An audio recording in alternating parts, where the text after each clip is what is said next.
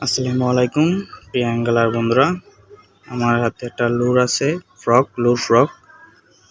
এটা হচ্ছে 12 গ্রাম একটা ফ্রক, 12 গ্রামের লুর ফ্রক। এটা হচ্ছে 240 টাকা নিচে। এটা হচ্ছে 240 টাকাটার মূল্য।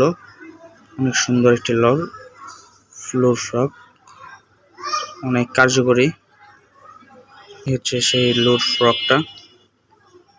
খুব সুন্দর, কালারটা অনেক সুন্দর, কম্বিনেশন কালার।